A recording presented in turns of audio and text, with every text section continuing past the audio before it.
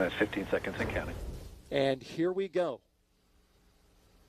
10, 9, 8, 7, 6, 5, 4, 3, 2, 1. Ignition.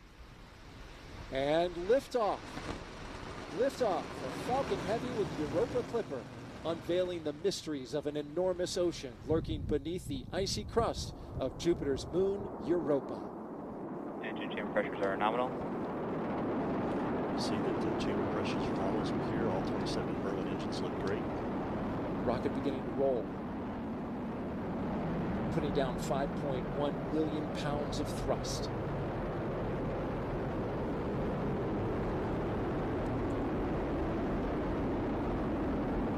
Coming up, they're going to back off those engines just a bit.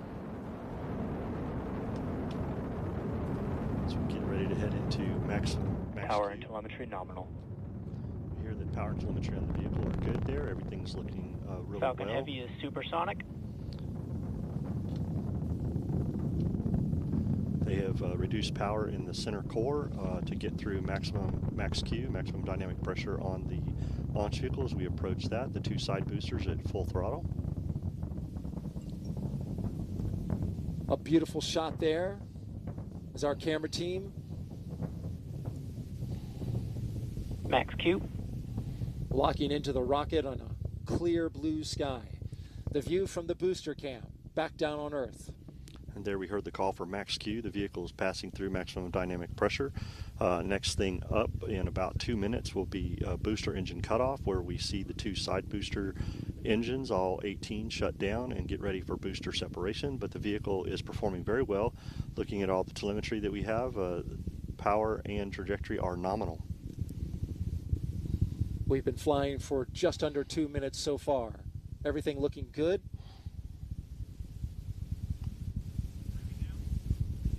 B-side boosters, once they do their job, they will be expended.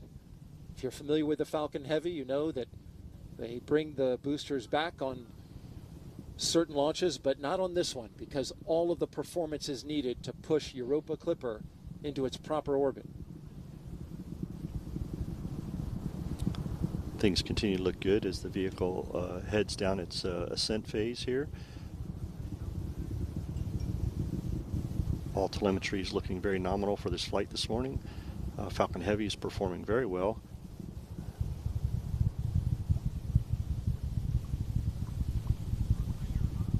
Now we're just about 30 seconds away from separating those side boosters. Their engines will cut off first, then they will separate. MVAC is chilling. Starting to chill down that MVAC-D engine in the second stage. And that's where we need to get the engine chilled to the proper temperatures before flowing liquid oxygen and RP1 into it. So they're conditioning the engine to make sure things are ready for when it's ready to start up. Stand by for booster separation. Booster engine cutoff. Side booster separation confirmed. And there they go. Those two boosters previously flown on Psyche. This will be their 6th flight. We thank you for their service this morning. They did a great job of getting Falcon Heavy and Europa Clipper on its way as the center core takes over and continues mission down its ascent. Things are looking really good in the telemetry. Power and trajectory look nominal, and chamber pressures on the 9 center core engines look really good. In just a little more, 20 seconds from now, we'll get the cutoff of the main engine on the center core booster that remains. 4 seconds after that, we will separate. Flying out over the Atlantic Ocean. There's a look from inside. There we see stage 1 Stage separation confirmed. And stage separation from the center core. Getting ready for MVAC startup, SES-1. We're getting some applause here in the Mission Directors Center, and there you see the MVAC-D engine lighting up. Next thing up in about 10 seconds will be fairing separation. NYPY FTS has saved.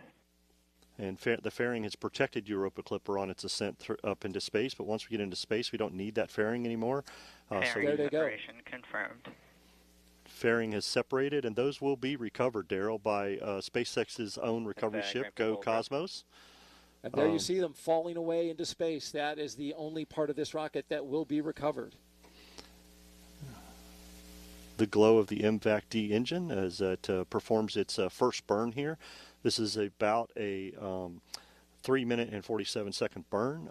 Things are looking great. Matter of fact, this is one of the shortest first burns that has been done on a Falcon Heavy by SpaceX, but it is required to get us into that parking orbit for that long coast that we have to get ready for the interplanetary trajectory that we're going to need to get Europa Clipper on its way that we heard Jenny talk about to get those Earth assist slingshots as it heads on its way for its mission.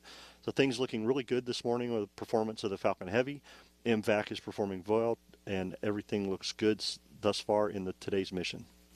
Usually those burns are the other way around, with a longer first burn and the shorter second burn, but in this case it is reversed. As we look at some crystal clear views of the MVAC-D engine, the stage 2 that's carrying Europa Clipper,